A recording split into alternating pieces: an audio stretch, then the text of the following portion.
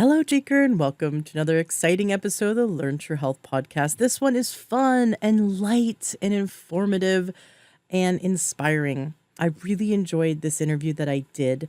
And when we did it, it was actually right at the end of fall. And so I timed publishing this because we talked about gardening zones and when certain zones fall into the appropriate time to plant certain crops. And so now's the time that most of the United States, well, there's a big cold snap happening like next week, but because people will listen to this a week from now, a year from now, 10 years from now, just know that you have surprisingly a larger window for gardening than you imagined, than you thought, especially if you're new to gardening. I was quite surprised that in my zone, and I live very close to the Canadian border, just north of Seattle, and I found out that in the late fall, I could grow fresh greens, fresh, delicious salad greens. And right now in my area, I can plant the fresh salad greens and kale, and there's certain even winter crops that you can grow. Really interesting to get to know your zone. Now, most people that are listening to this probably don't garden, but there's something incredibly healthy and beneficial to starting even a small garden. If you have an apartment and you have just an indoor space, we talk about how you can do some form of growing food that increases those live enzymes and those beautiful vitamins in you.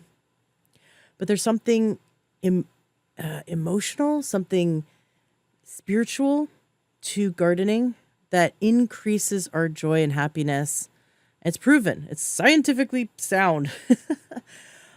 If you've had a garden, maybe you have a yard and you have some flowers or some bushes, you can grow easily. For example, potatoes. Potatoes are so easy to grow that I accidentally grew a bunch of potatoes once in my compost pile. It was kind of hilarious. I was like, what the heck is this? And it turned out I for free made 12 beautiful potatoes out of like half a potato I'd thrown out 6 months before. And I got really excited and started growing potatoes. And it's so easy to grow potatoes. You just go to the store, get organic potatoes, and then put them in the ground. Put one, spread them out. Don't throw a bunch in the same area. And one potato is going to make 12 to 15 more potatoes. And it's so easy. It's so beautiful. They grow beautiful flowers, and you can even cook the greens are edible. A lot of the foods that you make, for example, you can take garlic, a big head of garlic, break it up into the little cloves, and pop them in the ground. This is now the perfect time. Spring is the perfect time to do that. Your bulbs should go in the ground in fall or spring. So right now is the perfect time. But again, people might be listening to this in the summer and the winter, and really just get in, dive in, pick an area. After you listen to this episode, he gives some great advice for exactly where in your yard, if you do have a yard, where in your yard you should pick. But if let's say you don't have a big yard, you can get a planter pot, grow something in that planter pot. You can actually grow amazing vegetables right there in a planter pot, or some herbs, and just have that healthy emotional experience of doing it.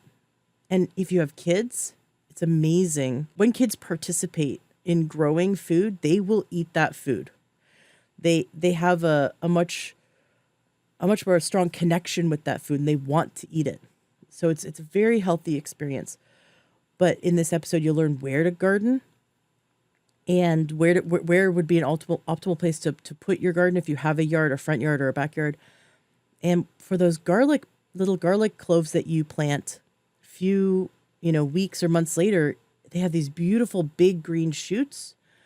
You can trim those shoots and chop them up and put them in a stir fry. It is so delicious. It's like cooking with spinach, but it's garlicky. It's delicious. You could do the same with chives and the onion greens.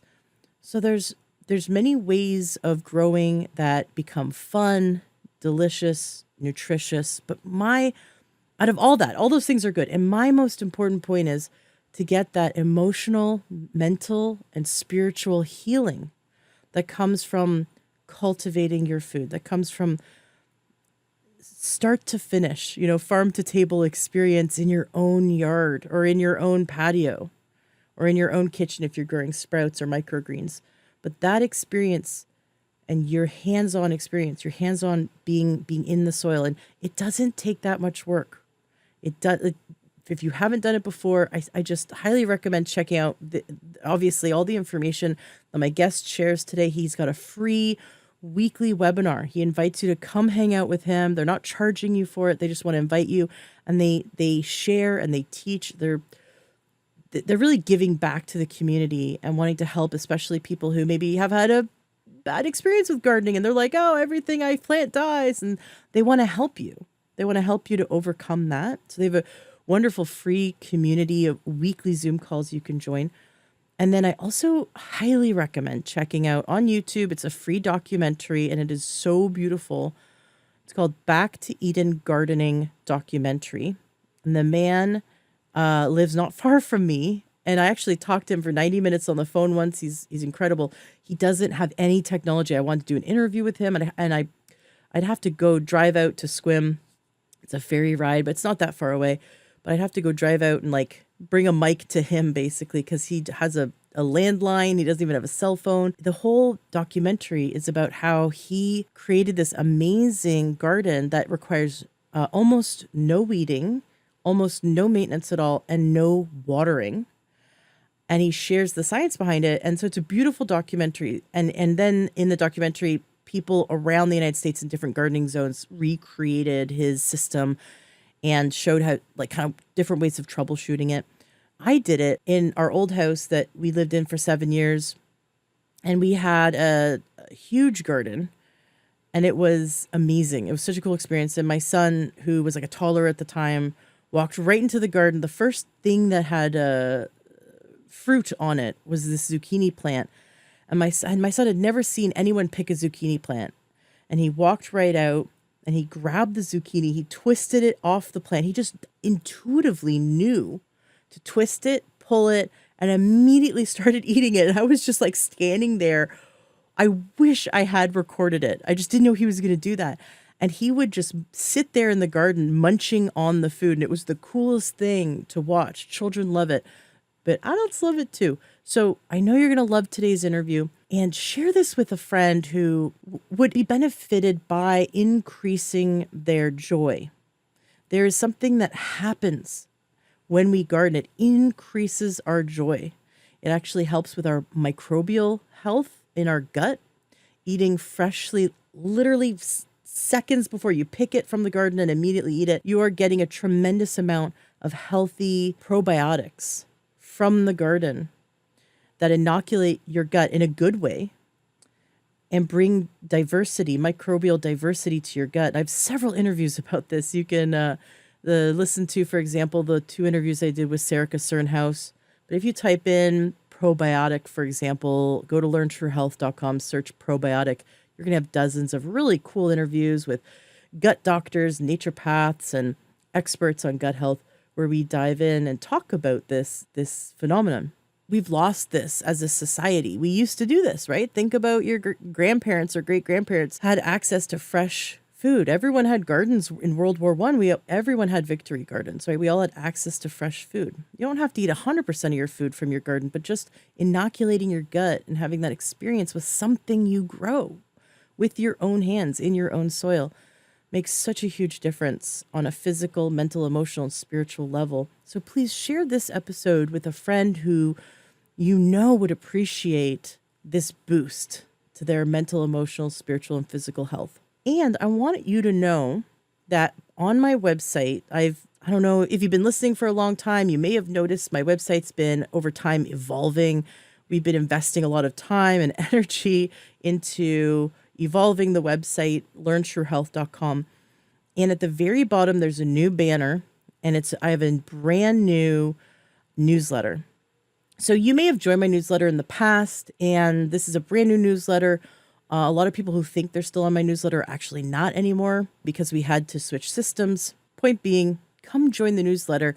I have been spending the last several weeks researching and writing newsletters designed to support your optimal health.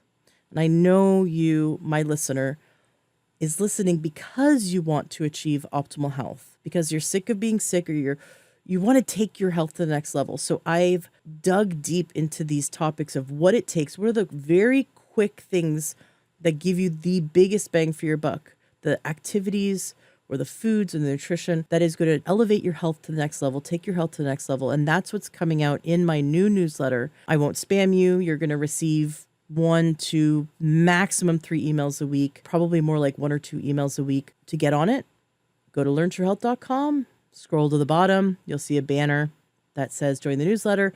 And I also give you some freebies, some really cool videos. So check it out. Let me know what you think. You can always reply to those emails. If you reply, it goes straight to me. So you can say, hey, Ashley, love your podcast. Yeah, if you have any feedback or questions, just let me know. Enjoy today's episode. I know you will. Welcome to the Learn True Health podcast. I'm your host, Ashley James. This is episode 540. I'm so excited for today's guest. We have Troy Smothermon from Start Organic.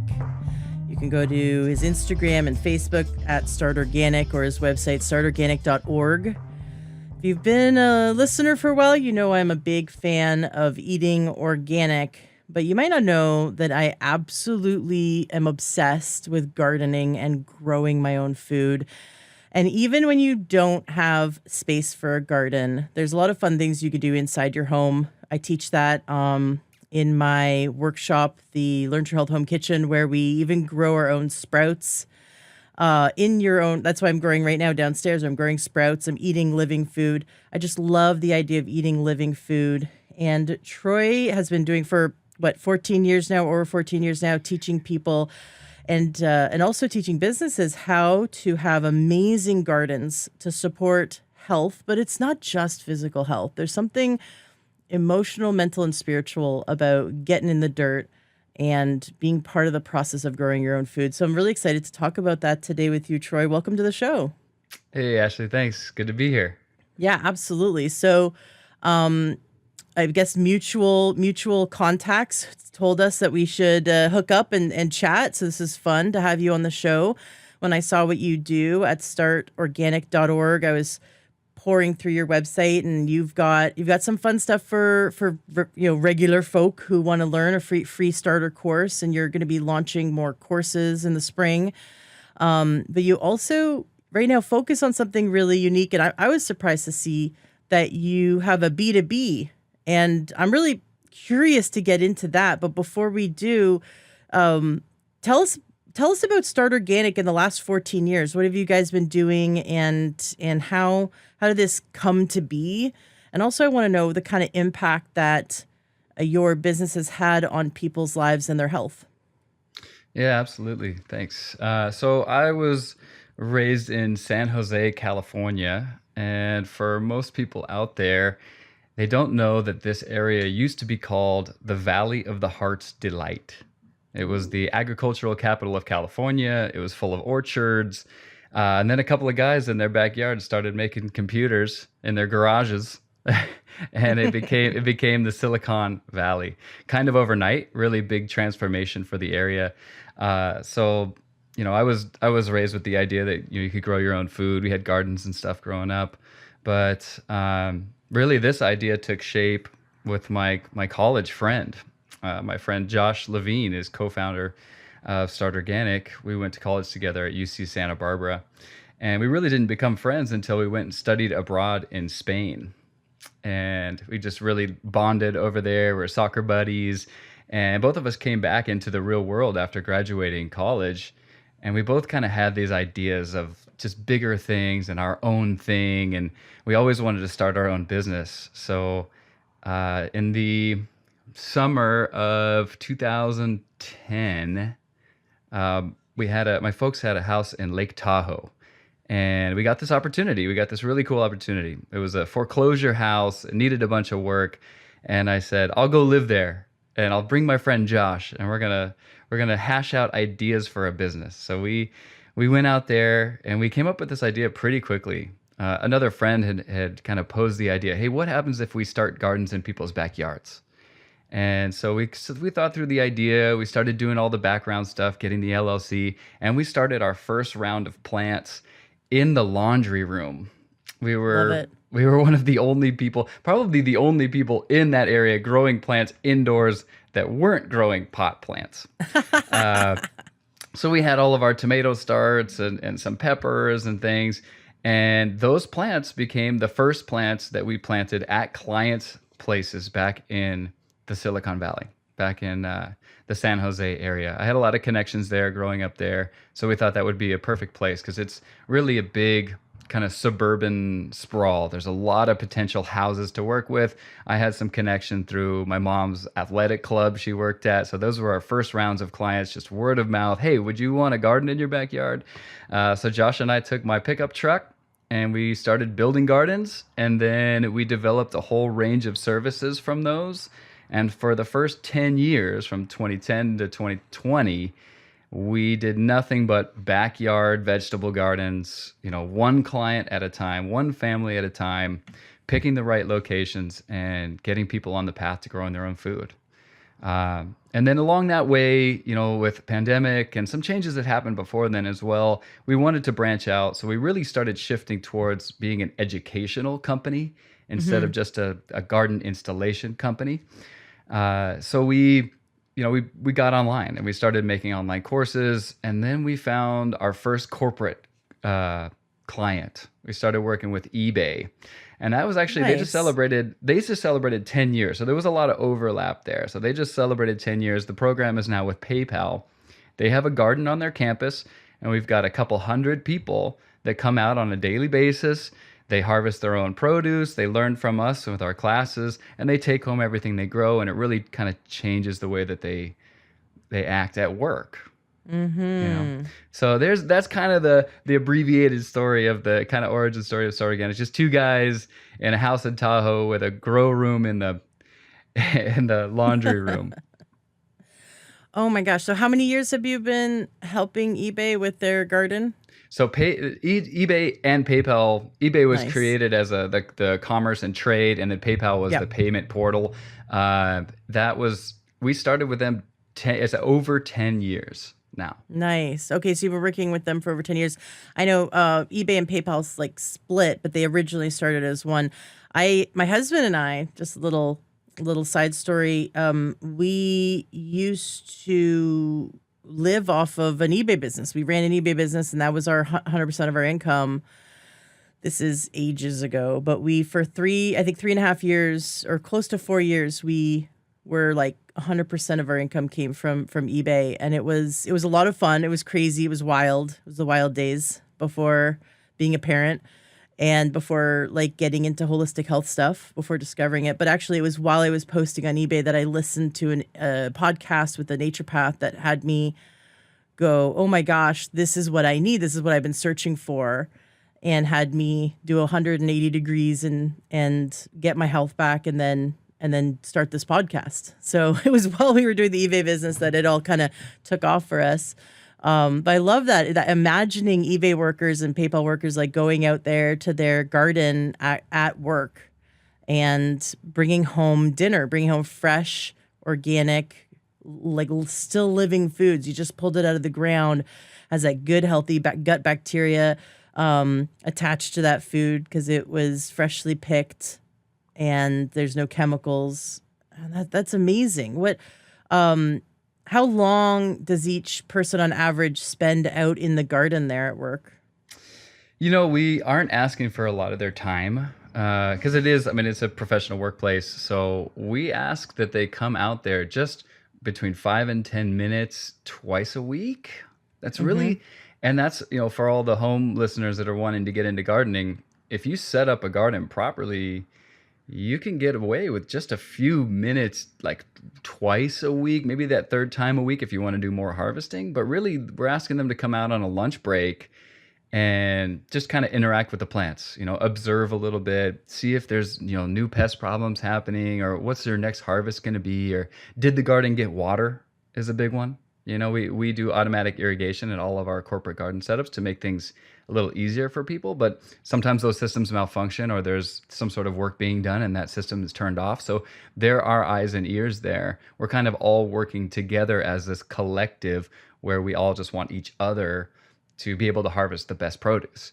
So, if one person's having a problem in the corner of the garden with a squirrel, they let the whole group know. Then more people are coming out. They're like, "Oh, I'm going to take this time slot to get out there and clap and chase this squirrel out of here," and and so we can make this group effort. So yeah, really not a lot of time. 5 to 10 minutes, 2 to 3 times a week is really all you need to be a successful gardener. I love it. I love it. What other do you have any other examples of businesses that you've helped successfully set up a wonderful garden for the employees?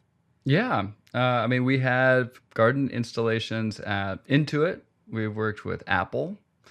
We just started a new one at a company called Zawara. These are Bay Area companies because we happen to be close, but we have actually done a bunch of work for companies that are, out in the Midwest, over on the East Coast. In addition to actually setting up physical gardens, we do a lot of online kind of virtual engagements. We'll do like one-off sessions where we do like an Earth Day special and we'll teach people how to start a garden from anywhere. These are like via Zoom, right? So Hmm.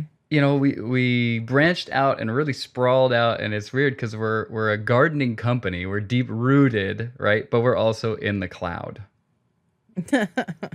which is just this weird concept, right? It's like, how can you actually get there and help people grow their own food? It's as it turns out, if you can give people the background, that Hmm. that gardening 101 information that is so important to setting up a successful garden. If you're armed with that, and then you have someone kind of there to just hold your hand or even just answer questions on a regular basis, you'd be surprised at how much success people have. Right? We're so disconnected in society from our food. And it's kind of odd to think about. There's been times when our food supply has been threatened. So think natural disasters, or even the early 2020 when transportation was challenged, or we've had we're maybe truckers go on strike, or I don't know, so some kind of transportation goes on strike or something. It's just, and to think about, I hold my kale and I think about how many hands had to touch this. So I think about the farmer. I think about the person cutting the kale and putting it, the wrapping the band on it and throwing it in the crate, and then the distribution, this middleman between the farmer and the grocery store, sitting in a warehouse somewhere and then getting distributed to my grocery store, and then the employees at the grocer, handling it and stocking the shelves. And we're just very disconnected. And how many days ago was that cut from the ground, right? And then when I Totally. grew my own kale, it was like you don't even have to, you could just like lean down and start eating like a deer. You could just start like nibbling on the plant while it's still attached to the earth, right? Like you don't even have to pick it. And like how fresh can you get with your own garden?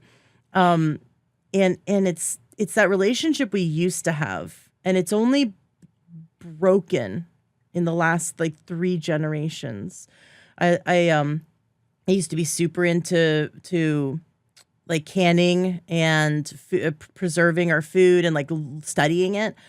This was years ago, but I started, what I came across, like the victory gardens that Hmm. it was like, I think it was like mandatory. It was super encouraged. It was really like frowned upon if you didn't have a garden in your front yard or your backyard during the war, because so much of the resources needed to go overseas. So it was called a victory garden, in that we were wanting victory for our troops, and so to support our troops, we would be growing our own food at home so we could be self-sustainable.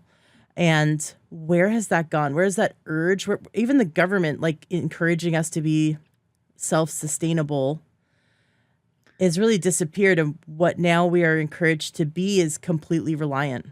And Yeah. so being completely reliant is the most vulnerable we could ever be. It is so strange, right?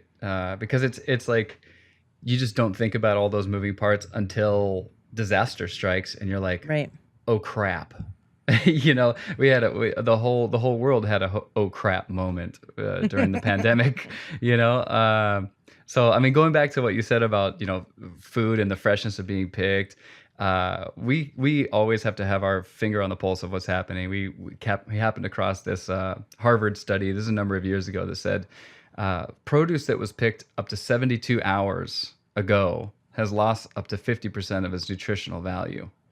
And Wow. that's massive when you're talking about the difference between a freshly picked item that you're going out there harvesting, putting in your food that day, eating, versus something that, you're right, I mean, was picked potentially longer than a week ago, had to go through many hands, even sometimes like some weird sterilization stuff that you don't think of. You know, Hmm. um, some items are sprayed with like an antifungal. Even though they're organic items, they're arriving at your grocery store and they're sprayed with something to make them not sprout, for example, like potatoes. They don't want them to be sprouting in the store, so they might spray something on them even after the fact. So you really, I mean, uh, there's not a lot of truth there. Hmm. You have so taking it into your own hands is a big deal. Um, yeah, it is really something that. And then you mentioned the victory gardens. We actually went through a kind of a few years in. Again, when you have your own business, and if you're a self-made business person, it seems like you are, and you've gone through the eBay days and stuff too. You have to recreate yourself constantly. You got to be trying new things and seeing which one works. We in the 14 years that we've gone through so many iterations of services for Start Organic. One of the items that we offered, one of the products that we sold, you could say, was a victory garden. It was our lowest cost garden setup. It was transforming any area of your yard into a productive garden, just adding soils, tilling, getting some water to that area. And we were talking unused side yards, small planter areas, and the front porch areas. We called them victory gardens, and we charged a square foot amount. So it was like, Hmm. I can't even remember now. It was so many years back, but it was like, oh, I don't know, $5 a square foot for us to add soil amendments, till up that soil, and get you some plants in there. Hmm. Trying to kind of recapture that essence, but really, I mean, those victory gardens, the reason they were, so you could say, popular, but they were mandated, right? I mean, that Right. was the government's decision to say, hey, let's do that. The government's done a complete 180 since those days and put a ton of money into strange ways of farming. Conventional farming is almost the norm now, is spraying something with pesticides or even genetic modifications, stuff like that. I Uh, I I'm a linguist, and so like the Orwellian, concept of listen to language and how manipulative it is to just take the word conventional as at like, and just to accept it into the norm is such a blasphemy to nature, because the word conventional, think about what the word conventional means, and what they're actually doing is poisoning, right? And it's the not conventional. it's impressive. Conventional That's means it's the way we've been doing it for a long time. It's the gold standard. It's the way it's always been. That's conventional. That's what the word absolutely. means, right? But when they say this is conventional, what's the opposite of conventional? Organic.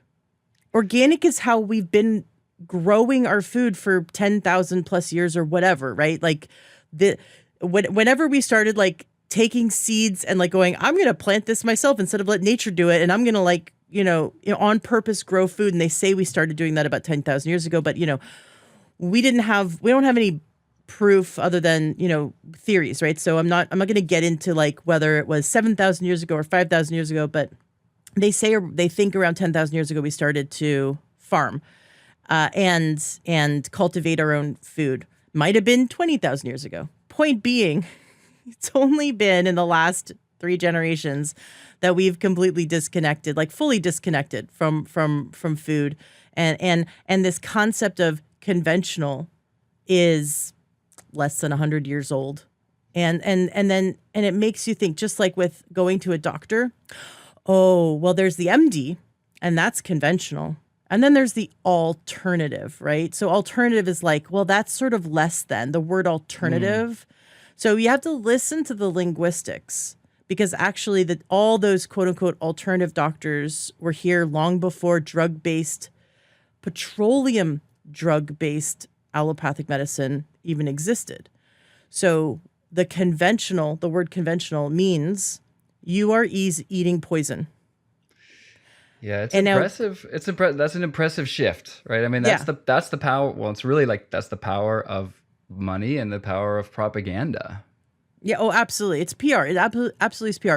But who doesn't like the convenience of just like bloop bloop bloop hitting the buttons on your phone and having groceries delivered, right? Like, or just go to the grocery store, pick up a few things, or go to a restaurant or just get some takeout. And there's even further disconnect from your food when we do that. And there's more hands that have to touch. There's more cogs in the wheel, and it complicates things more. So when things break down, like a natural disaster, an example being it wasn't really a natural disaster, but I when I lived on the East Coast 20 around 20 years ago, Niagara Falls, which powers most of the East Coast and up into Canada for electricity, shut down for about a week or so, and we didn't have power. I don't know if you remember that, but we did not have electricity.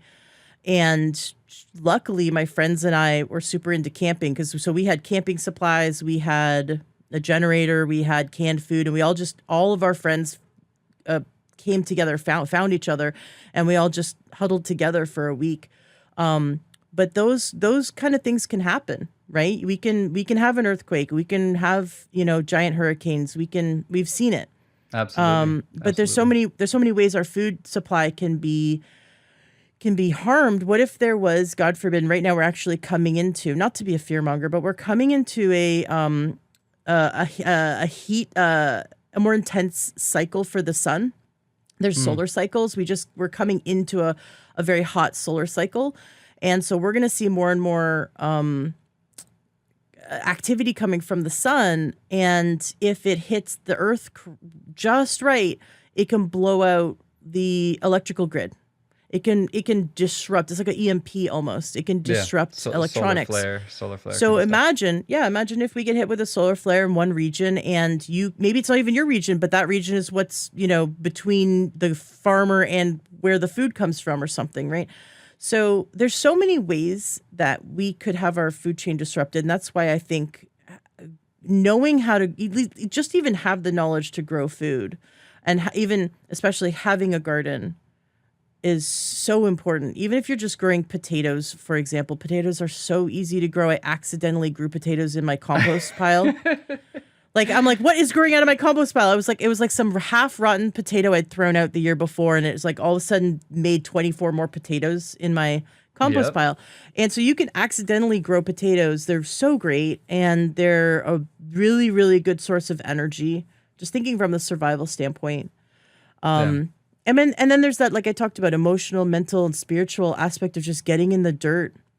It's like earthing or grounding. And there's maybe you want to talk a bit about this, but there's something that happens when we inhale the scent of plants. They've seen this. It's called forest bathing, but in Japan they're really into it. They actually doctors will prescribe it Mm. because something happens when we inhale the particles. I don't want to say like pollen, but like because some people who go, I don't want to inhale pollen, but like the scent of plants calms the nervous system and decreases stress. Huh. I mean, what I can speak to, and it sounds like you said you're an avid gardener, you had grown some of your own food too. That's always a question that I like to ask is, what's your Yeah. experience with growing food? There really is this indescribable feeling of planting something, caring for it, and then being there for the harvest, getting it, and then eating it. It's this like, it's indescribable, c- true connection to nature that Mm. that I that's the reason that we're still at this. You know, with a small business, there's big ups and big downs. You know, it's my partner and my friend Josh, and man, we've been there for each other in some big ups and big downs. But really, what gets us is we're still avid gardeners ourselves. You know, I went out to my garden today, check on things. I have new rounds of things coming because we're having kind of a very warm late summer. So I'm like, oh wow, you know, my my my delay of changing my season over, which I could have totally planted my winter crops already, but because I got lazy and I just decided to wait, I've got a whole new big round of sprouts coming out. You know, more zucchini, more squash, more cucumber, peppers, and that feeling and see, especially for us, you know, this is why we're still doing this. Seeing people's first reaction to getting to kind of have like a small journey with them. And the shortest journey you can do is like a radish. If someone's never grown any food before, you could plant a radish seed in the ground in the middle of summer or early summer, springtime, and it's 30 days. You can plant a radish seed, and 30 days later, you can get that full size radish to pull, cut up, and eat inside of a salad or however you want to do it. But that's a short journey, right? And so I mean, normally we do, you know, obviously a bit wider range. Not everybody likes radishes, but things like tomatoes a little bit longer journey, more like 100 days, you know, at least that 3 month period, even for things like early girls and stuff. So seeing people they have labeled themselves a brown thumb, right? They had one bad experience. And they probably Aw. just had something along the way of how they set up the garden or their crop selection or the way that they were watering or something in that fundamental understanding was tweaked, was off just a little bit. And they go, well, I'm a brown thumb. I'm never doing this again. And so what's really important to us is to make sure that people have a success their first time, even if that's just a radish or just an indoor basil plant, whatever it is, to make sure that you are successful that first time so you have something to build on, so you have this positive reinforcement. You did it, I did it. You get this like it's more than just accomplishment, because it's accomplishment with this natural connection that like that's why I say it's indescribable. It's this word that no one's made up yet. That means, You know what it is? yeah. You know What you got? It's pure dopamine, baby. I just That's get right. I get a pure dopamine hit. I'm like ADHD, like just high off of gardening. It's a huge, I don't know whether it's serotonin or dopamine or like in whatever kind of endorphins you're getting, but there's some neurotransmitter you get filled with like tingly, happy sensation, and it definitely becomes like a good addiction. It's a lot like parenting, or maybe if you don't have kids, like raising a puppy and then training it, and then been like, there's times when there's frustration, and then you go online and you learn stuff, and then you implement that, and then you see the puppy like taking on the training, and then you like, oh wow, it's like, and then you get proud of like both the puppy and yourself for like accomplishing and working through those challenges together. And it's like a relationship you have with your garden. I talk to my plants. Absolutely. And there's been so many studies about how plants listen. Oh, really good book. You probably know this one. I love the audiobook version of this because I like listening to it on walks. Is The Secret Life of Plants. Yes, I have. I heard that Yep, book. it's a really good book, and there's a lot of scientific studies showing that plants perceive you, that they know you're talking to them. They perceive you. They even get excited like when you're with them, if you're the person that comes and hangs out, and plants can differentiate between people. There's something cool to build that relationship with your garden. And I'm all about the health aspect, so I'm seeing the mental health. Scientifically too, I mean, the interconnecting, if you're talking like fungi, right? I mean, it's tangible, that connectivity. I mean, one mycelium network is literally connecting plants to other plants, and sometimes into other sources of nutritional abundance, right? These you know, this entire forest, up kind of not far from where you are, supposedly in not that long ago, they discovered the world's largest living organism, which is a fungal mass underneath a forest in Washington. Love it. They're saying that there's an indistinguishable genetic material from the forest, or this fungal thing connecting all of the trees underneath the forest. So all of that is literally one organism, and they had to upgrade that from like the whale, right? They're saying Wow. that this living organism is the largest living thing on Earth because it's connecting an entire forest floor. That is so cool. Yeah, I love getting into studying fungi and how they do, like you said, they will actually deliver nutrients from one area to another, that they are the go-between for plants, Hmm. and they talk to each other, and they have this wonderful relationship with plants. It's so cool. It's just, and then to talk about the microbiome of the soil. That's another thing, is that this our garden represents our gut health. And we have about three to 4 pounds of bacteria kicking around in our gut. It could be good bacteria, it could be bacteria we don't want. It depends on how we eat. And that is a direct reflection of the food we eat, and the health of the garden. And then in the soil, there's healthy bacteria, and that have a relationship with the garden. Do you ever get into the science of the microbiome of the garden? Yeah, I nerd out pretty good. I've dived into some higher learning. There's a Dr. Elaine Ingham has these soil biology. They're basically soil biology courses, but it's about, because that's a probably the most misunderstood part of organic gardening, is how to build healthy soil. Mm-hmm. People just kind of go, "Yep, I threw some chicken manure down," or I turned the soil up, and uh, but the reality is you're growing bacteria. If you can grow bacteria and fungi, you want to grow fungi in your soil as well. If you have the right ratios of those living organisms and you have a diverse variety of bacteria in your soil, it will produce excellent food. And not only that, your plants will have this natural immunity to pathogens, diseases, because they're pulling from this diverse, really rich bed of nutrition. And so, yeah, I gotten as far as like looking into microscopes, counting bacteria in soil samples Oh, and fun. stuff. Just because I at one point, and again, small business, thinking about branching out, we were talking about potentially offering compost tea. Mm-hmm. Compost tea is just, it's water with compost in it that's agitated, and you feed the microorganisms, and after 72 hours they've duplicated so much that you have this trillions of organism water. It's like brown water, not for human consumption. Don't drink compost tea, but if you water it onto your plants, they have the ability to unlock nutrients that were already in the soil. So instead of having to add more soil or fertilizer or Mm-hmm. anything else, you can essentially boost your plant's immunity by watering on this tea.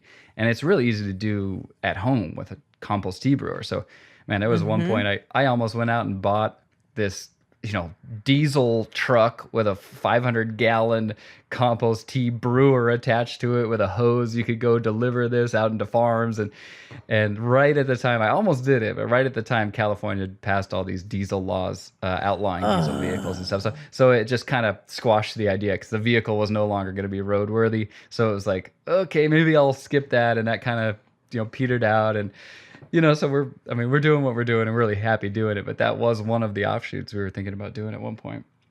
Oh my gosh. You talk about you've mentioned tilling a few times, and I'm curious because a lot of gardeners I know are really anti-tilling. Mhm. They're more into biodynamic, that concept of you don't disrupt the microbiome by tilling. What are your thoughts on that? I think, and I run everybody through this very like simple test. If you go out into your garden and you can't dig in your garden with your bare hand or just with a glove on, if you can't dig past your knuckles or get down to your wrist with digging with your bare hand, you do need to soften that soil up. Roots need soft enough soil to grow wide enough to pick up more nutrition. So if that soil is rock hard, you're not going to get there by planting a seed. right? You're going to have this tiny little root ball that just had nowhere to go. It's like sitting in a clay pot. So you really, there's a simple test, right? If you can dig in your soil with your bare hand to your wrist, then don't bother tilling your soil. You're fine. There's other ways to soften soil. There's if you have a really hard patch and you don't want to go digging as much, you can put 6 inches of mulch on top of it and wait a year, and that mulch will start to degrade at that bottom level. It will soften up. You'll have or maybe cardboard on top of the soil, then mulch. Mm-hmm. And now you'll start to see earthworms come up and they'll make the soil softer for you. But that does take a long time. If you want to grow this season, right? It's September, you're going into winter season, you want to plant your winter crops in the next few weeks, you should probably turn that soil up and maybe add some nutritional, just add some organic compost and organic composted chicken manure to it. Got it. Yeah, when I started my garden, it's I got really lofty goals. It was 100 feet by 50 feet. And my husband begged me to just do 50 feet by 25 feet. I'm like, no, we have the space. We're doing it. And I had just watched the free documentary on YouTube called Back to Eden Gardening. And that is a man local to us who started his garden, I think like 30 years ago. And now he hasn't been to a grocery store in over 12 years. He just eats off of his land. And I think I saw that one too.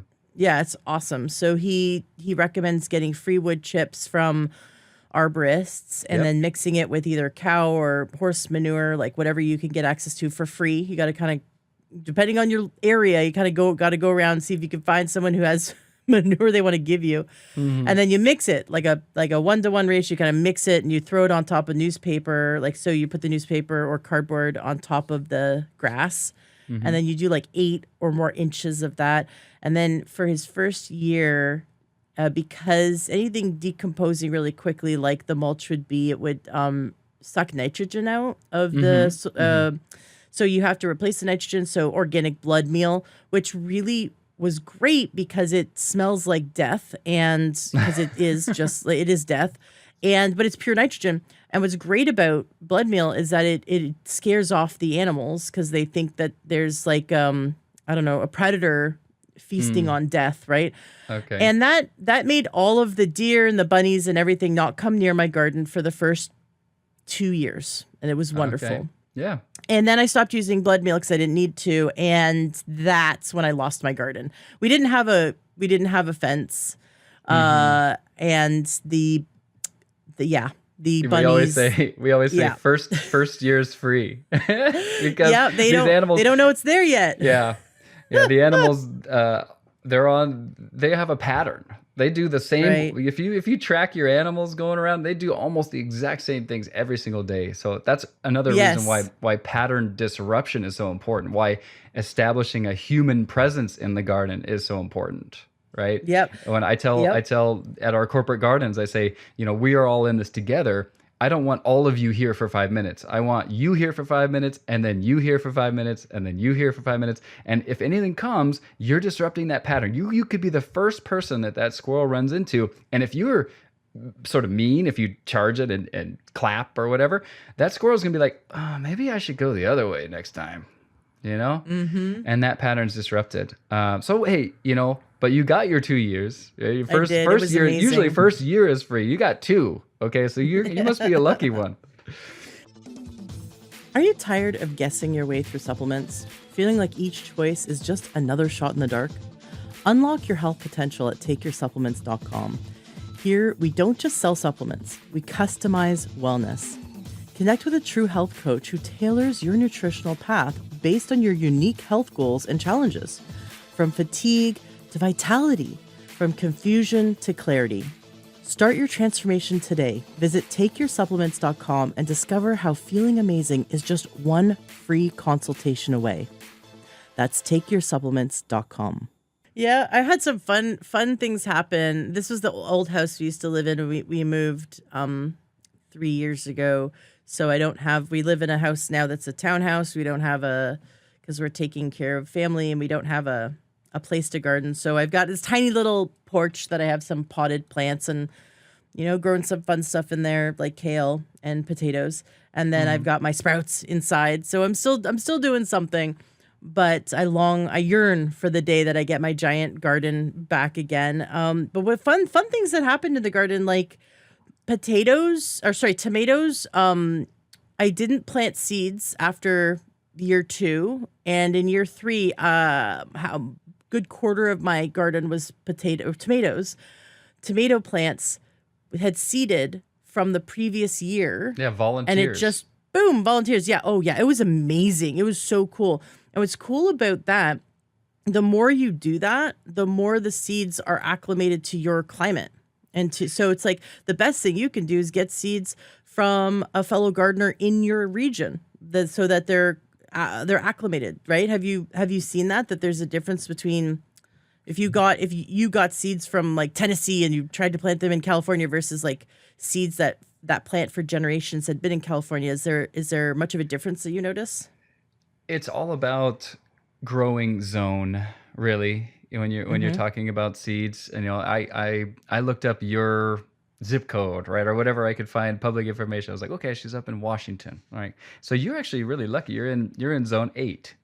I'm in zone 8, 8A or B. So even though we're far apart, there, and also if you look over on the East Coast, South Carolina is going to be in the similar. North and South Carolina are going to be really close.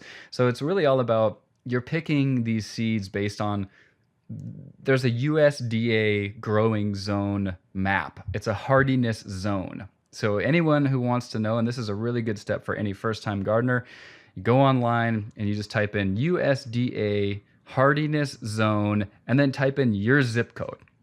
And it will Mm, spit a number out. That number is going to be between, I mean, if you're in the US, it's going to be somewhere between 4 and 11.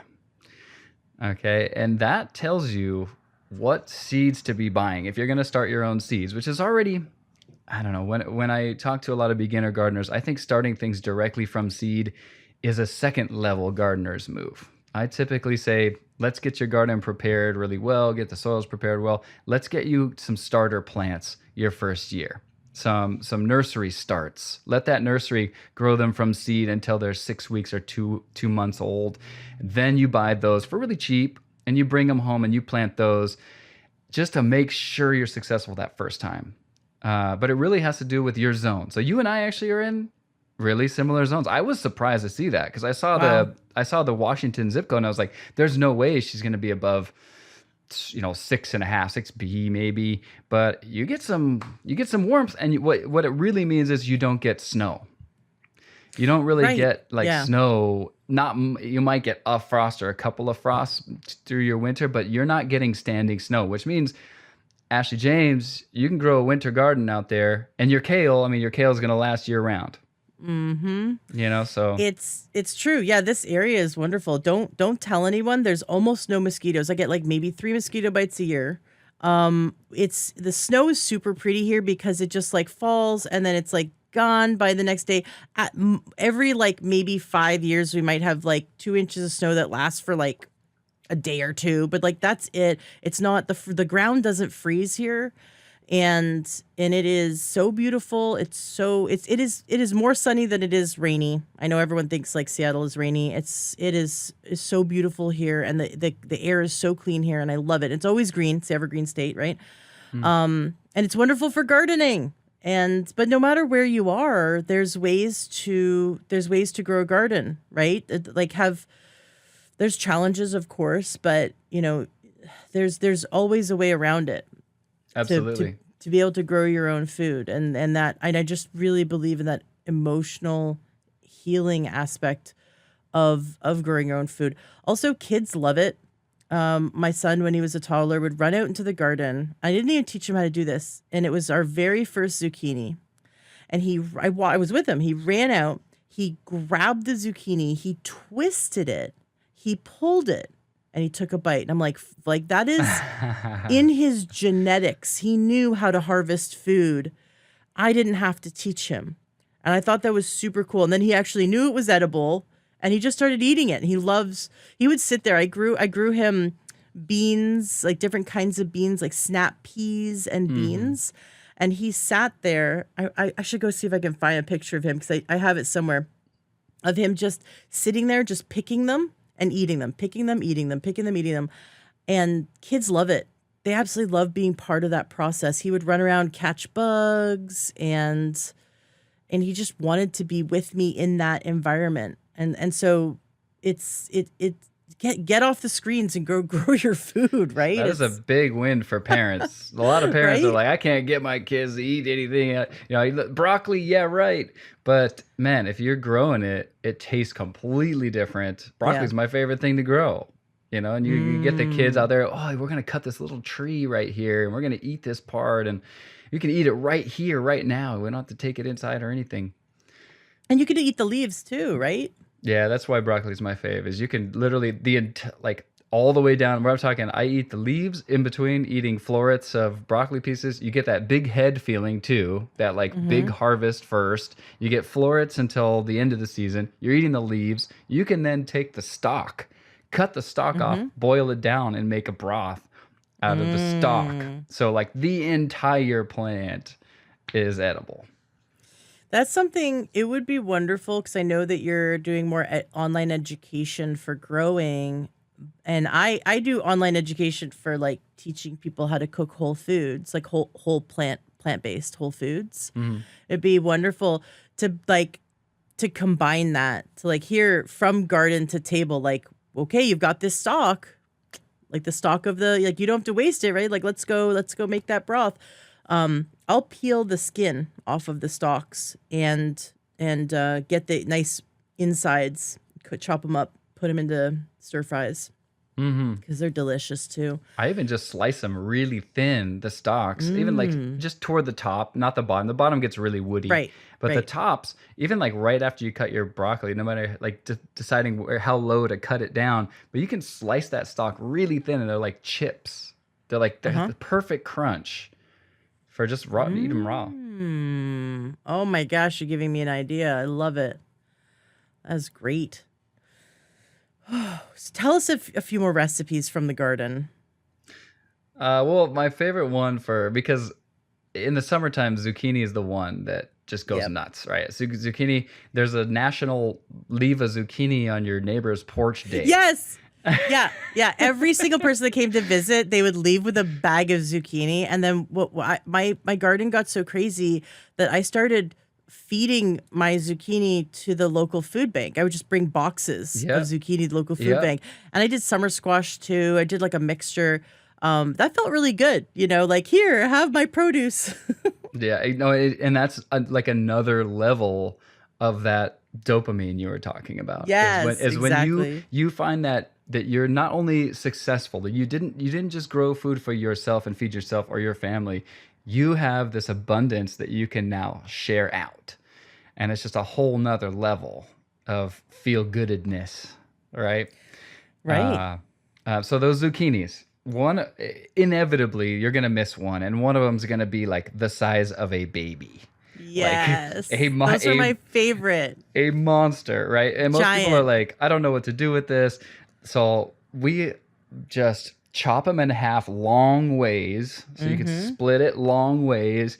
Scoop out the stuff in the middle, scoop out all the seeds, put some olive oil in there, bake it.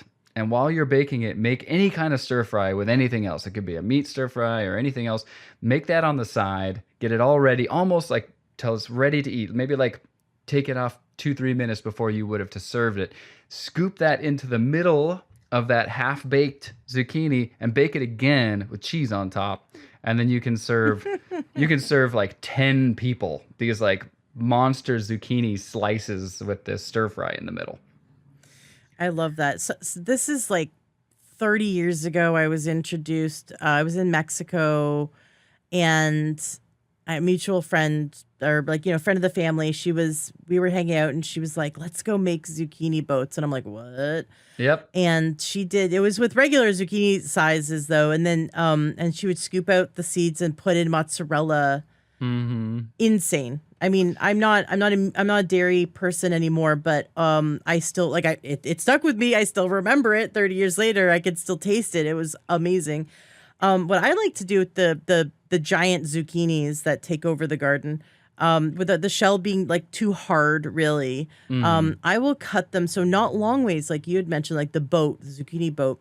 I will cut them so they're rounds, like Mhm. an inch and a half, 2 inches, and I will bake them um, on parchment paper with some steak seasoning, so like Montreal steak Ooh, spice, and we will eat them.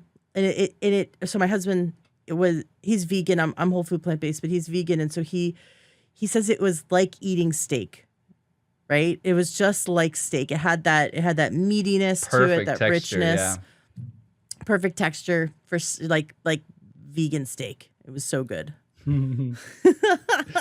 There's so many things you can use, like it's just it's just, getting those basics down so that you don't label yourself a brown thumb. That's the biggest part Mm. is just overcoming that first little hurdle. And I just wish I could like take everyone out there who like has this idea that they're a brown thumb, and I could just be like, no, just like come to our free happy hours and I'll show you how to do it. Like I Okay, want you to have that experience.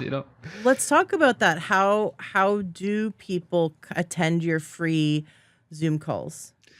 So yeah, in this last year, we decided to do kind of a give back and also just see what kind of people we can interact with, because most of our services now are for big businesses, right? These are companies that want to give their employees a chance to grow food. So for the individual, we started out as an individual company, one garden at a time. I literally went to 10,000 people's houses. We built thousands of gardens, got families on track to growing food, and I kind of miss that experience of that like one-on-one, you know, oh, the James family just grew this epic zucchini and they're making zucchini boats. This Right. like really cool individual feel. So now this year we started playing around with doing just a Zoom call once a week. It's 4 p.m. Pacific time on Zoom. If you want the information, you got to join our newsletter. So you got to go to startorganic.org and join our newsletter. And we send out the invites to everyone on the newsletter. You come in there. We have a topic every week. We call it business time, where time as in like the plant time. You have to get we really strip it down and make a lot of fun out of it. Usually we have a drink of some kind. We have a short topic that we present, and the rest is just Q&A and story time from anyone who attends. And this is just our way of seeing what is happening. Also, letting people know, like, hey, we just passed the fall equinox. You should be doing this in your garden. This is something to look out for in the next couple of weeks, depending on what growing zones you're in. It's just, we don't, until next spring, we don't have an offering. We're not going to have our online courses available for individuals. So we decided we still want that individual interaction. So we're doing it for free. So for the rest of this season, throughout the whole winter time, we'll be talking about broccoli and cauliflower and cabbage, kale, salad greens, how to prep your garden between the seasons. We're going to do another one tomorrow. We'll be going every Wednesday, just about, and you'll see the invites on our newsletter list. But we love to hear everyone's stories. Share your triumphs, and most importantly, share your most embarrassing gardening moments, because then everyone gets to learn from your mistakes, and they don't have to do the same mistakes. I love that. So it's every Wednesday. It's 4 p.m. Pacific, Yep. which is 5 p.m. Mountain, 6 p.m. Central, 7 p.m. Eastern. Yeah. Yeah, I wanted everyone to get there at the right time. But if they sign up for your newsletter, Yeah, because we send out the email and we just say, "Hey, we're gonna do okay. it this week." There's very rare occasions that we don't do them, but most of the time it's like clockwork every 4 p.m. Pacific time, Wednesdays. So duck out of it's like our the work week is over. We say over because it's hump day. You're at the end of the day. Duck out early, grab a drink, and just talk gardening with us to transition into we're calling it our extra long weekend. So it's Wednesday afternoon. I love it.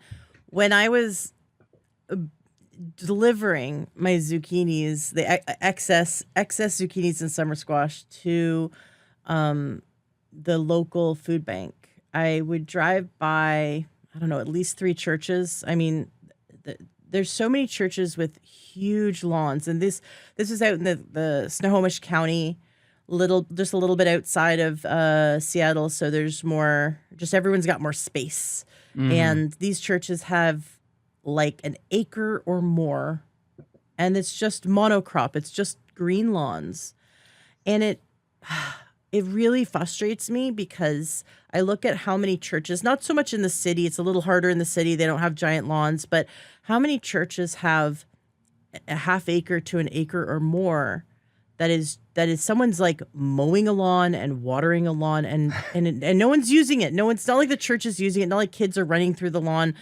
No one's using it. It's just for looks, but it could be feeding the homeless, right? And you think about all the trees and all the gardening that this every single city, your tax dollars go to manicuring crops that don't produce. It's not a crop. It's just plants that don't produce crops. Yeah. And I know they've talked about putting in more fruit trees to help the homeless in our region, but like, what if instead of just making bushes look pretty, like we put in fruit and we put in fruit and vegetable gardens that we like put in the work we're already doing, right? And I get that that would just obviously need to take more money and new their new problems would come up. I understand, but just think about how many opportunities there are to help those in need. How many? It's you know what? It's an excellent idea. I mean, it's about planning, really. The reality is that lawns are equal or more work than a veggie Mm, garden, and they are more water. yep. So you can get it because you're not planting every square foot. You end up like making rows out of it. You have to have somewhere to walk in between the rows. So you're kind of cutting down that square footage. So you're not trying to actually water every square foot. So you end up saving water. And if you do it, we always do like crowdsourcing, right? There's this idea where many hands make small work. If you empower people and you give them like all of the educational parts, they just need to know what to go do. People really want to go do it. They just are afraid to, prune that tomato. I don't want to cut. Oh, if I cut it, I might hurt it. But if they know what to do, when the right time is to do it and what to do, you can guide them through even just a season. If I was able to guide some people through a season and show them all the things that can happen in the season and how to care for these plants, they can just duplicate that for the next season and the next season and next season. And then the people who you taught can become the teachers, and it really can be that easy. We're just locked in, we're in a drought zone, or California is constantly in drought and fires, and we're still putting new lawns in, Yeah, you know. that's just wild to me that we could be, especially if you do mulch right, which locks in the moisture, and that's what we learned from that free documentary Back to Eden Gardening, is that it requires significantly less watering, almost no watering when you do mulch right. Right. And so there's ways that you can garden that preserve water, right? But also we are feeding people, which is like, come on, man, we're feeding people. We're not losing that 50% of our nutrients. I mean, I was 72 hours. Do you think my kale at my local grocery store was only picked 72 hours ago? Maybe. But it could have been Maybe. more. It could have been more Kale than that. kale really doesn't transport that well. You'll know Mm, from your own kale. If you pick your kale and you just yeah. put it on your counter for 3 days, it's gonna look non-edible. So they must Mm, have like flash frozen it almost, or it goes immediately into a refrigerated truck, or some way.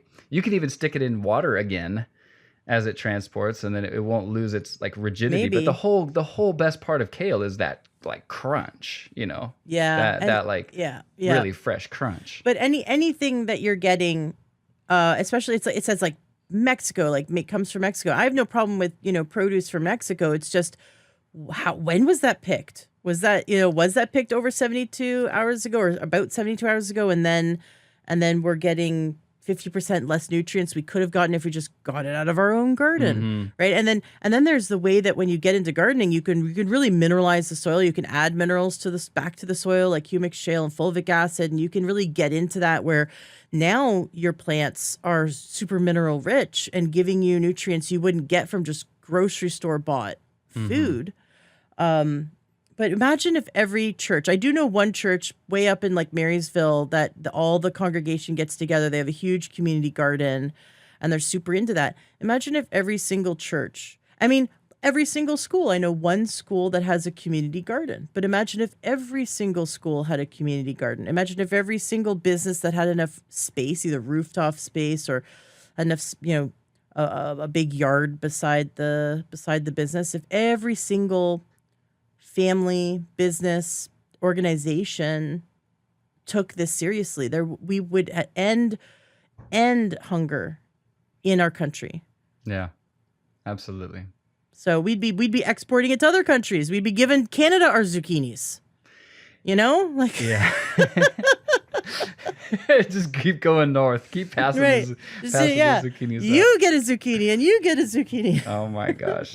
Our infrastructure it really is impressive though. You know, it is impressive how you can have foods imported from all over the world and you have avocados ripe every day of 365 days a year. You can go into your grocery store and that whole produce section just looks the same. Yeah. It's amazing what we've done to cut off local gardening. You know, Right. it's like all of that effort, all that moving around, instead of just, offering gardening in schools and making sure that kids from age, let's say fourth grade, if fourth through even high school, pre-high school, you had to learn how to tend a vegetable garden, then at least every person in the country would have that background information. And then at least you'd have appreciation for what you're buying at the store. And then you would start to understand like what you can do on your own too. And we're working on that. We do school gardens as well. School gardens Nice. are a constant difficult one because funding is there and then it's not. Parent volunteers are there and then they're not. So it really needs to be in the curriculum, and I'm pushing for that. And it's a lifetime goal of mine. I mean, Start Organic is a business venture and I love it. And I love what I'm doing. And, our goal has been keep it afloat and teach people to grow food. But if I can help be a part of building a school curriculum and I can replace myself, if I no longer, when I'm 80 years old, need to teach adults how to grow food because all of the kids had been learning for all those years, and I can say, good, everyone knows how to grow food, I could die in peace, then that would be my life goal. I love that. I absolutely love that. So what, given the average person that's listening, they have maybe some space in their yard that they could start playing with. Maybe some people listening have hookups to corporations or to organizations or churches. So speak to the person who is interested in taking action. What are some of the first steps that they should take? Okay. Well, I'll start with the business side. I mean, we're trying to normalize health and wellness and sustainability in the workplace in a very real, tangible way. We found that the best way is give people a chance to grow food at work. There is a 4-year waiting list for a community garden spot in the Bay Area where I live. 4 years. Your company can shortcut that list, provide employees with a chance to grow something, cutting them off from a 4-year waiting period with an educational component. So you're promoting true wealth and health and wellness and sustainability at work. So I guess my call to action for anybody listening is if you work for a company, if you're in a role like employee engagement or you're in an HR position or maybe you're a director and you want to see that kind of change on your campus, reach out to us. It's just a conversation. It doesn't work for all companies. Not all companies have the space. Sometimes companies are virtual only and we end up doing really cool monthly virtual classes for their countrywide employees. And we coach everybody in all the growing zones how to grow with just Zoom classes. But start that conversation, reach out to us. And if it works, it works. You can only learn something cool by having a half an hour conversation with us. And if you're an individual, my call to action is grow something. I mean, you have an apartment with a window that faces south, east, or west. As long as you don't have just a north facing window and you're anywhere in the continental United States, you can grow something in your house. And we can coach you through that starting for free by joining our newsletter, startorganic.org, and come into our happy hours that we do for free at this point. But grow something. Don't label yourself a brown thumb. You're not. You had one bad experience. Maybe you had two bad experiences. But the reality is, how you set up your gardening space is going to determine 90% of your success lifetime for your garden. And I would be happy to walk you through what it takes to set up a successful garden. So, no excuses. Grow something. Grow something. I love it. What are like the easiest, give us like top 5 easiest foods to get started with people who have never grown food before? Okay. So, seasonally, right, we're going into winter. So, I'm going to go with winter selections then. So, chives or green onions are a no-brainer for indoor or outdoor. You can get seeds, you can plant directly from seed, and as long as you are even remotely attentive, you can get green onions to chop up to put in your meals. You can have chives. That is a no-brainer, easy one. Mint in a container. And I stress heavily in a container. Don't put mint in your vegetable garden unless you want a vegetable garden full of mint only, because it does spread around. But mint in a container will be something that you can handle for sure your first time. Any of the, I always sing the Simon and Garfunkel song, parsley, sage, rosemary, and thyme.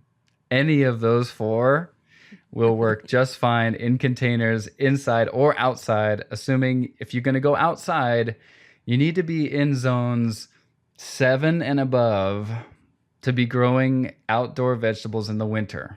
Okay, so remember that USDA hardiness zone website. Type in your zip code, make sure you're in zone 7 and up. But any of those perennial herbs I just mentioned, as well as mint and like green onions and things. That's your easiest ones. And then you start to get into probably salad greens would be like the next level. So if you wanted to grow your own salad, you could even do that in a windowsill with like, little gem romaine lettuce, right? Just they don't root particularly deep, so you don't need deep containers. Minimal sunlight. As long as you don't super overwater them and keep them too saturated, you're bound to get some lettuce and usable salad greens. Microgreens are the very first step. If you never tried doing microgreens just in a tray in your kitchen, that is an awesome thing to grow for kids too, because you get to just throw 1,000 seeds down. Buy the bulk seeds, throw them on there, keep them minimally wet, and you're gonna get sprouts in under a week. And then you're going to be harvesting them within the next 3 weeks or so. So there's a short list of anyone can do, and a really good like branch point, a launch point for becoming a home gardener. I love it. And since this episode is like all my podcast, people listen to them year round, so it's not necessarily winter or going into winter for those listening in the future. There's a few others I'd love for you to just share, like just give me a few for spring and for summer. But I want to say, if you like garlic, and I love garlic, you can just go buy a bulb of garlic at the grocery store. You don't have to like buy garlic seeds or something. It's just get a bulb of garlic at the grocery store and pull off each garlic bulb, each clove, and pull off the stuff off of the garlic clove, and then push it into the ground with your finger. just push it in, and then a few inches later push another one in. A few inches later push another one. I had a huge section of garlic, which I'd never grown garlic, but my friend had worked on a garlic farm and he told me about it. So I was like, I've got to do this. It took just one bulb, and I had a whole section of garlic. And what's so cool about garlic is that you don't have to pull it up. You don't have to pull it up right away. You can just harvest the garlic greens. And so the garlic greens got so tall, they were like taller than my son at the time. So, I chop them not all the way, but just like, I just chop them halfway, so the garlic still had some greens. And then I'd, bring them in, rinse them, chop them up, and throw them into a stir fry like they were spinach. And they were amazing. And then eventually I'd pull one up and I would have an entire new garlic bulb. So it's like this wonderful multiplication. Same with potatoes. You put one potato in, you get 12 more potatoes. Right. This is like it's multiplication.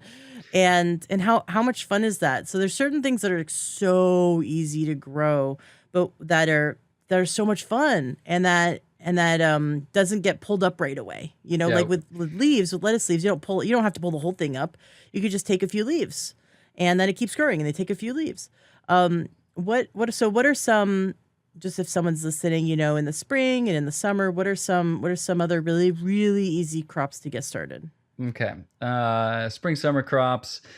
Well, I mentioned before radishes because it's so fast. If you're like I'm a brown thumb, I can't grow anything. You can grow a radish. You put the seeds in, only about an inch apart and a quarter inch deep.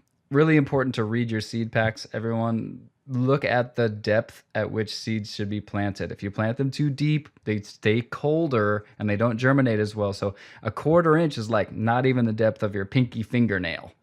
So radishes are really easy for the quick, that's your instant gratification. That's as instant as you get for organic gardening is 30 days for a seed to harvest a radish. Radish is really easy. I would go with zucchini and squash as a fairly easy one to grow. The most common mistake, though, is when people go out and buy starter plants from the nursery. Remember that those nurseries really have to sell you a plant. So they will plant three zucchini seeds in one 4-inch pot, and they will sell you that 4-inch pot. There's your zucchini. They don't tell you that you really can only have one plant coming out of that pot. So after you plant it, give it a week or two, and then thin it. Cut the other ones away. You can only have one coming out of that pot. But zucchini should yield for you if you have even 4 hours of sunlight in that location. If you do even minimal soil prep, you should be able to get some zucchini going your first time. So I'd say those two are your first round, and then tomatoes start to come in. I might skip things like peppers and stuff take a lot longer. Cucumbers could be a good one. And then some sunflowers. Who doesn't like that? Put some sunflower seeds in the ground and make sure you give yourselves like this big decorative, cool celebration by midsummer. I love that.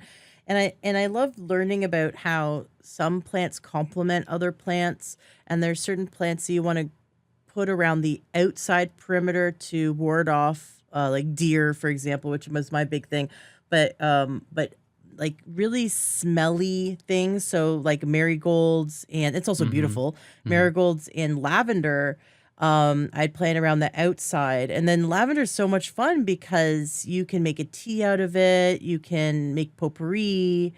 Um, it just smells so good. Yeah. But there's edible flowers you can grow as well to put in your salads if you want.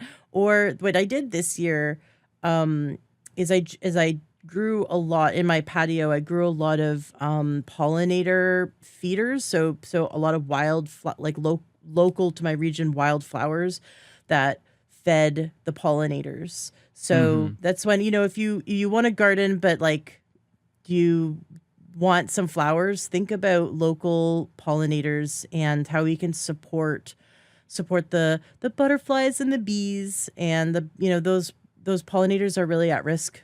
I don't know if you remember. So I'm 44, and back as a kid, when we drove, because we would drive up to the cottage every weekend up in Canada. That's the thing we do. We go to the cottage. The car would be covered in bugs, like just absolutely. The windshield would just be drenched in dead bugs because we were driving and it was the summertime. And now when we drive around, although I'm in a different region, but my husband agrees because he grew up in this region, that you almost never get a bug splat. And I just think back to your childhood and how many bug splats there were on the car and how little there are now. Our ecosystem is very fragile, and I I hate that. I think politicians talk a lot about like like global warming or like global like climate change, right? But they're actually, that is again a linguistic deviation from us focusing on what we should be focusing on, which is pollution. Mm. And that man-made obviously, but like intentional pollution being we're spraying things that are killing the ecosystems, that are killing the insects, that are killing the pollinators. And when we don't have pollinators, we don't have food. Mm. So it's scary to think about that. And that's why we have to, instead of focusing on the politics of this concept of climate change, like that just desensitizes everyone to the personal responsibility we each all have, which is stopping pollution. And by voting with our fork, voting with our wallet, and making choices that support the fragile ecosystem that we have, and also the pollution, is going into our air and our water and our soil, and going into us and our children. And this is, we are going down a very rapidly down a very making poor health choices very rapidly. We are declining as a species. And so we want to make change, and we have to know that each individual can make a difference by growing your own food. You are now not consuming those, even like there's over 2,000 chemicals. I think it's close to 3,000 chemicals that are approved for organic produce that we get exposed to. Organic is always better than not organic, but it's better than organic is growing your own food. So I'm right there with you, with needing to support our health through growing, and through the even if you could get together with neighbors. And that's something I saw in another country, and I can't remember which one it was at the moment, but I think it was like Holland or Norway. It was one of somewhere in that section of Europe. Each person in the neighborhood would choose one thing to grow. So like, let's say we say you are you're really good at broccoli. You're growing broccoli. I'm growing potatoes. Susie over there is growing onions, and Jim down the street's growing garlic, right? And we all grow, and then we all share. And so if we got together, even got together with a few friends and said, okay, I'm going to grow these three things, you grow those three things, and we can get together in each other's gardens, we could help. There's ways we can get creative. We don't have to do this alone. I did this interview a few years ago about depression, and it was fascinating that the author, he's a journalist and an author, talked about, they did studies where they took people who had like suicide level depression, and they had them, instead of therapy, they were doing an experiment. They had them as a group, instead of group therapy, they had them go out into a garden and tend a garden together.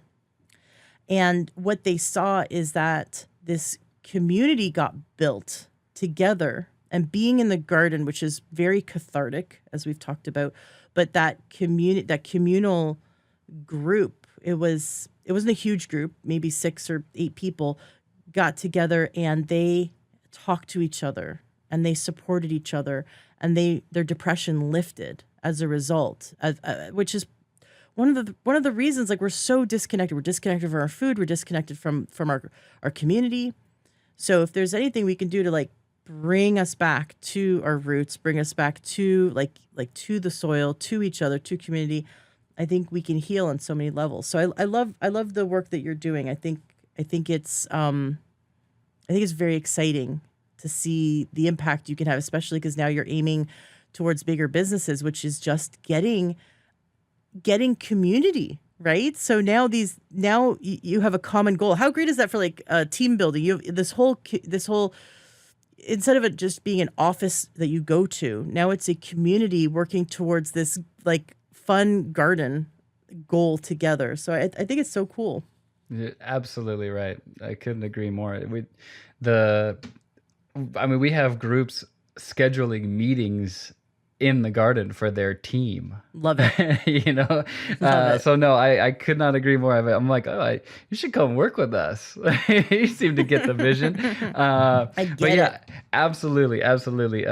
bringing people together around this common goal. And especially when we give, like right around now, we do orientation sessions for new people joining the program, because we do big seasonal things. We have people sign on for the whole spring season, spring and summer. So because we want them to plant, care for, grow, and then consume or share the produce that they actually physically grew, right? Because that's the process that we're trying to duplicate and share with everybody. And so this is a new season. We're going to be doing our orientation sessions. And part of my speech every time for these orientation sessions is, yes, you'll be getting a garden plot. You and your team will have this plot. It's your plot. But as a group, this whole garden only works if we're all working together to do it. So we do like big events. We just finished kind of the heaviest harvest of the season is like toward the middle of August, is like you can't stop the garden then. I mean, there is pounds and pounds, I mean hundreds of pounds of tomatoes coming out of these corporate gardens, so much zucchini that it's sort of absurd. And so we do these produce share or harvesting parties. And we bring music and everybody comes out and then they're picking stuff and they're, oh, you have this other kind of tomato. Oh, let me try that one. I'll trade you these. And we kind of we do like a leave it on the table one that we donate all that produce, or we have a chef come out and the chef will prepare something based on whatever ingredients we give. And it does build this really interesting community, people that wouldn't normally communicate in a work setting. So it's forging these new connections, and people are like, oh, maybe our teams can work together on something here. We can collaborate on a project next time, or your team and our team should join up and get a box together next time because you guys really like these kinds of tomatoes and we like these peppers and we're going to make salsa. It is I'm just happy to be a part of it.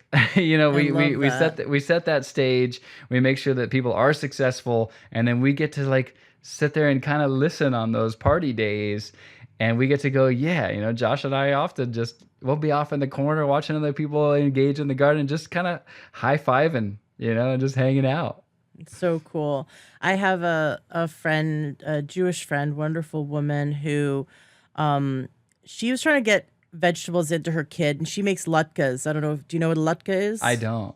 Okay, so a latka. So I grew up just in a part of Toronto with a lot of Jewish friends, and I went to I'm raised Christian, but I'm like, cool, let's hang out, And so I was invited to a lot of bad mitzvahs and bar mitzvahs, and invited to synagogue and your shul and the Friday night dinner and all kinds of fun. Jewish food is so good. It's so delicious. But latkes are these potato pancakes where you take a potato and you grate it, and then you squeeze out some of the water and you smush it together and you fry it. Fried food's not really healthy for you. You can probably do it in an air fryer now. But what she figured out was that she could do a 1-to-1 ratio of shredded zucchini to potatoes, and her son didn't notice the difference. And so she was like, I know zucchini's not a vegetable, technically it's a fruit, but like, let's just, it's actually such a low, it's high in water, high in hydration, good, healthy gut fiber, low in calories, and it fills you up. So volumetrics, it's wonderful for dieting also because it does fill you up. And has lots of great vitamins. And so let's just like not argue about whether it's a vegetable or fruit.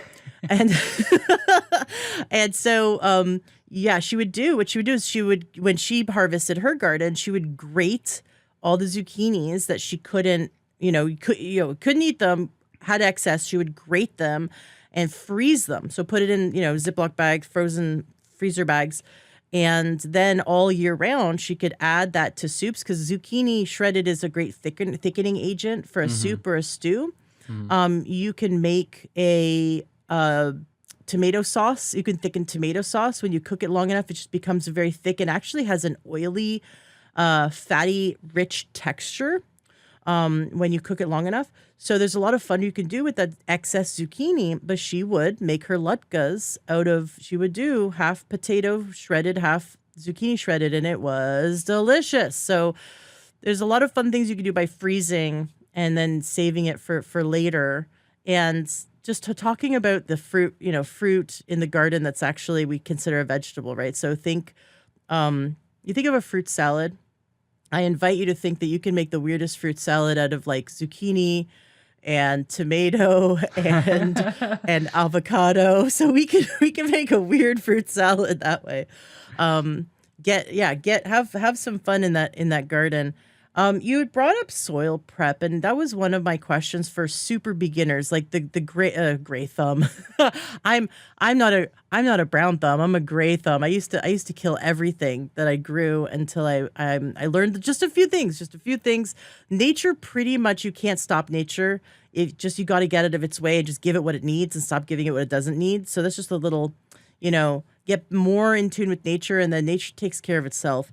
But I thought it was a gray thumb until I learned a bit more about soil. So when someone is gardening, like you suggested, maybe growing radishes or growing some herbs in their windowsill, and they don't have soil, what soil do you recommend they buy, and what should they avoid or stay away from? Because of course they're buying soil out of like plastic bags at the, Right. the whatever, local store, hardware store or Right. something.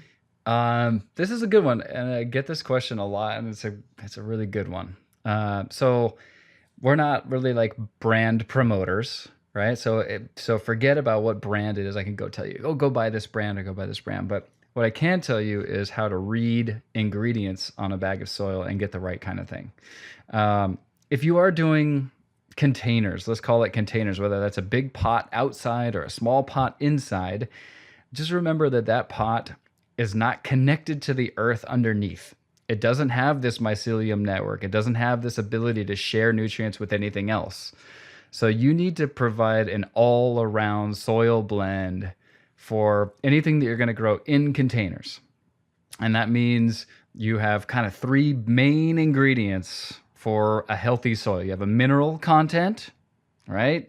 And then you have compost, and then you have some sort of fertilizer. Those are your main three ingredients. You have topsoil or just dirt. Really, you could go grab dirt from outside with clay particles in it. Clay is mineral, right? So we want that clay, but we don't want a lot of it. Think, oh, 20%. 20% of that mix is going to be your mineral content. And then the other two are your big ones. Compost is going to be 50+%, just organic compost. And if you're going to a local nursery and you're going to buy a bag of soil, I'm going to make it really just super easy for the beginners. Read the ingredients on the bag of compost. The bag with the most ingredients is the bag you should get. Ooh. Straight up, because more ingredients means more diversity, or at least potential for diversity of life, living organisms in that compost. You want to get a bag that hasn't been sitting there for 2 years on a back shelf. You want the most recent batch. So I would ask the store attendant, hey, where is your most recent delivery of organic compost in a bag? That's the bag you want to buy. So you're going to get a little bit of the topsoil element. You're going to get some of the compost with the most ingredients. And then for your fertilizer, think relatively small. You don't need that much fertilizer. It goes quite a long way. We usually use, for organic vegetables, we use organic composted chicken manure. Composted means it's not fresh manure. You cannot go get chicken poop from your neighbor and scoop it into your stuff. It will probably kill your veggies. It needs to go through that composting process, aka mixed with other organic material, watered and turned for like a 2 to 3 month time frame. So let those bag producers do that, right? Let them do that for you. It's an organic composted chicken manure, and you really don't need more than 15% of that mixture. If you're going to add fertilizers into your mixes, everyone's heard of these NPK, nitrogen, phosphorus, potassium numbers. They're always represented as NPK, 3 numbers on a bag. You want those 3 numbers to be below 2. 222 is about the highest of anything that you would insert as a fertilizing element without diluting it down. So your mixture, and a lot of these places will sell a bag that already has compost, topsoil, and fertilizer in it. And as long as the ingredient list is pretty robust, go ahead and get that bag and use that. So you would get like a raised bed planter mix. Uh, Try to avoid just potting mix. If you look at these mixes and you go to the store and it'll say potting mix, a lot of time potting mix does not have any of that mineral content. It doesn't have the thicker, chunkier pieces of clay, so the mineral content is lower, so you would need to add that to a potting mix. That's about the kind of quickest. I do hour-long classes on just soil prep for just the season, so that information I think is a good start for anybody who wants to start their gardens right away. Cool. It there's there's things we know, and there's things we don't know. But that makes up such a small percentage of knowledge in general, right? So there's things I don't even know to ask because there's things I don't know. Hmm. What don't I know, or what, like most people listening, what don't we know that we don't even know we don't know that that we should know? I don't know. I'm just kidding. What is it? I mean, I know it's so simple, like throw the seeds in the ground, like if nature's gonna happen. But like, is there something that like it really surprises people? Like something that really surprises people that we should know? I mean, there's a few really important things that, like, if you are getting involved with gardening, the location is super important, right? How much sunlight you're giving your plants does matter. So picking the right place in your yard. Most people don't know to put the garden right up next to your house. So instead of, that far corner that no one's ever done anything with that far corner of the property over there, you actually want your garden to pretty much be touching the house. Why? Because it is a defendable space. It is a space that you can observe passively and you're still gardening.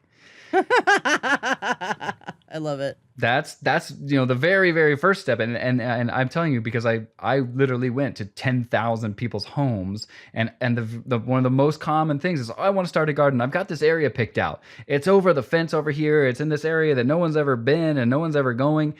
You do that, and how are you supposed to disrupt the pest problem pattern of this squirrel that just happened to cross one day? You're not going to do that. But if your dog goes inside and outside, and your dog happens to disrupt the pattern because it's just walking in to go to the bathroom and back out the back door, that's gardening. That counts as gardening. Every second that you can look out your kitchen window and see your garden, that's gardening. So picking that right location. I guess the other one is really big is water plants on their schedule, not yours. Ooh. So you can't just say, I'm going to water my plants Tuesday, Thursday afternoons at 3 o'clock, because that's when I'm home.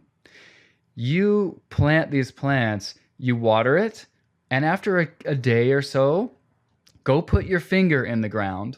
Everyone's got one of these moisture meters. I'm holding my index finger up right now. You can't see it because we're on a microphone only, but my moisture meter is my index finger. If I go push that into the ground, down to the knuckle, and I feel moisture still at the tip of my finger, I do not need to water my plants yet.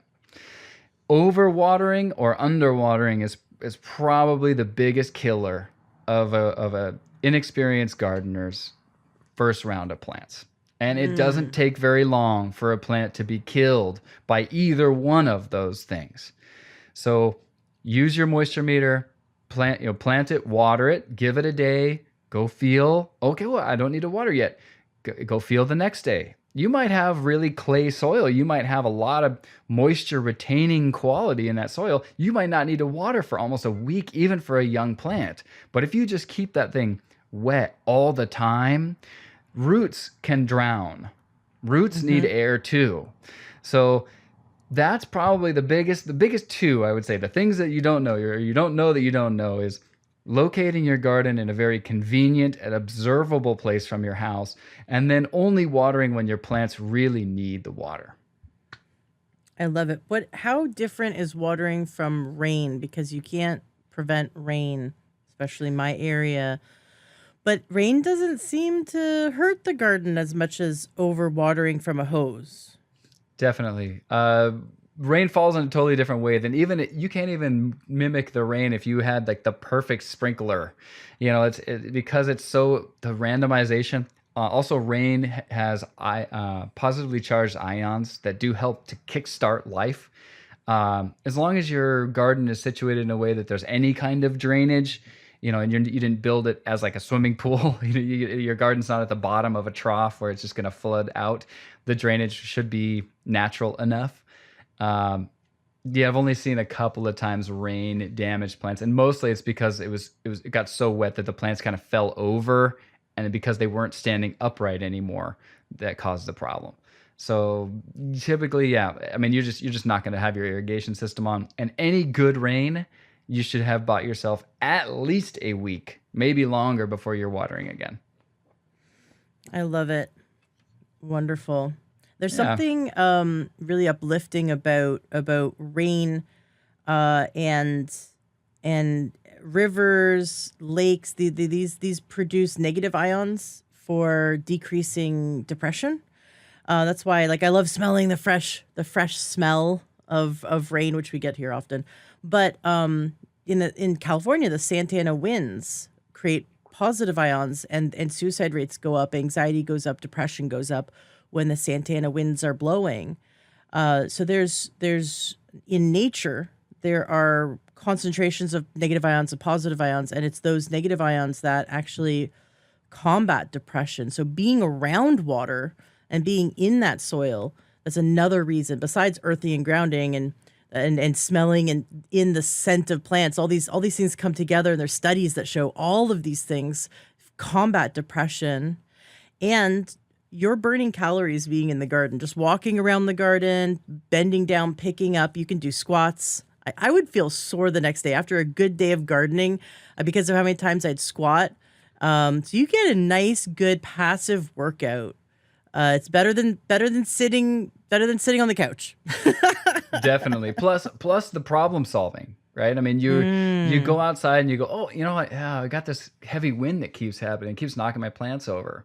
I need to figure out something to prop these plants up. And so you kind of have to be resourceful. You have to be observant. And so even like, yeah, you get the exercise, you go out there, but you're also like keeping your brain stimulated. And if you look at any of the memes of all of the inventions that have happened just because of farmers needed to do some kind of weird task, some of the strangest items have been created to keep pests off of things or plant easier or eliminate that bend over thing.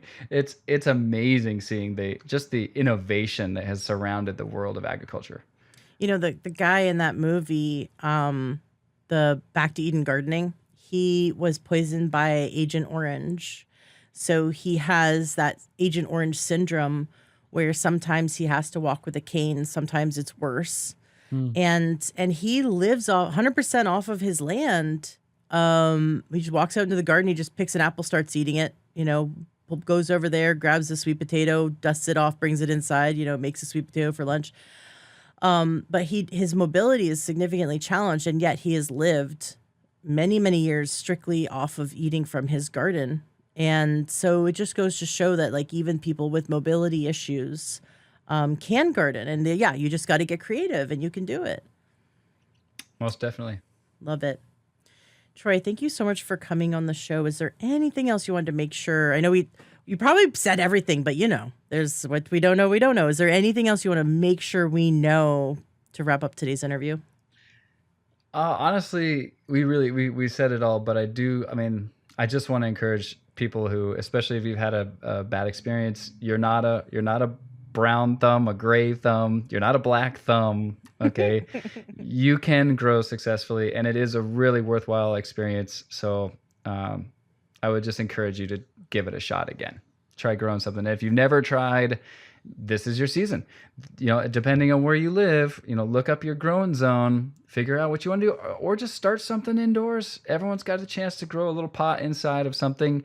But with every plant and every growing circumstance, there is a new set of rules. If you know what those rules are, you will be successful as a gardener. And since we don't know what those rules are, we need to go to startorganic.org, get on your newsletter, come join your Wednesday Zoom calls, and start learning it. That's a good start. And if you're Love lucky it. enough to work for a company that's progressive and open-minded and wants your true wellness at work, maybe you can be that person that brings this idea up to your, HR people and say, hey, let's maybe think about starting a garden or at least having gardening classes offered for employees at this campus. And because you help these people do that, you should reach out to Troy and get your organization in touch with Troy and the startorganic.org so that they can do that. And I want to hear if any listener does that, please reach out to me. I want to hear how it goes because I am so excited. I have this vision, this utopia where organizations like churches, like schools, like companies and people turn their lawns into a garden and grow food. And it's just, if we all grew food, how different this world would be. It'd be so cool. I'm not saying you never go to the grocery store, but it's augmenting, it's supplementing and supplementing with delicious. You will have a food orgasm in your mouth if you eat a tomato that you grow. It tastes totally different. Tomatoes in the grocery store taste like cardboard. Carrots in the grocery store taste like cardboard. But when you grow them, explosions of flavor. It is so cool. And I want to get people eating more plants because that is the key to health. I've interviewed so many doctors that say eat more plants, raw, cooked, eat more plants. So as long as this is the path to health, and I'm excited that you're doing it. So please let me know how, if any listeners reach out with companies, with organizations, I want to hear about it. I want to hear about the success. It'd be so cool. I will certainly share that. Awesome. Thanks so much. Thank you for coming on the show. This was great. These are the same supplements that I have been using myself personally, my family, and my clients for the last 12 and a half years. These are the same supplements that helped me to overcome my chronic diseases. I used to have type 2 diabetes, chronic adrenal fatigue, chronic infections, polycystic ovarian syndrome, infertility, and I don't have any of those things anymore. The holistic doctors that informed these supplements discovered that the root cause of disease is a lack of key nutrients. There are 90 essential nutrients the body needs, and we're not getting them from our food anymore because of the farming practices of the last 100 years. So no matter how healthy we eat, we're still missing what our body needs to create optimal health. Because you listen to this health podcast and you're looking for health solutions, you will love working with the team at takeyoursupplements.com. These are health coaches that just like me, overcame their own health issues using, of course, eating healthy lifestyle. But the key fundamental thing that they added were these supplements. These supplements encompass all 90 essential nutrients. And when you talk to your health coach, they will help to customize a plan specifically to your needs and your health goals. You will start feeling amazing right away. Within the first month of taking these supplements, everyone notices better sleep, more mental clarity, better energy, overall sense of well-being that takes over their life. And they are so happy that they got on these supplements. I want you to give it a try. There's a money-back guarantee. And there's amazing health coaches waiting to help you at takeyoursupplements.com. And it's free to talk to them. So what are you waiting for? Go to takeyoursupplements.com right now. Sign up for a free consultation. And in a month, you could be feeling on top of the world, just like I did. I was so sick. I felt so horrible. And I overcame that. I had to obviously make healthy choices around every area of my life. I had to change my diet. I had to change my lifestyle. But I needed to fill in those nutrient gaps, and that's where Take Your Supplements comes in. They help you to make sure that you're getting all 90 essential nutrients. So your cell, every cell in your body, all 37.2 trillion cells in your body will be bathed in all the nutrients that they need so that you can live an optimal life full of health and vitality at any age. Go to takeyoursupplements.com and talk to one of them. Today, they can help you right now to begin to make that health transformation. That's takeyoursupplements.com.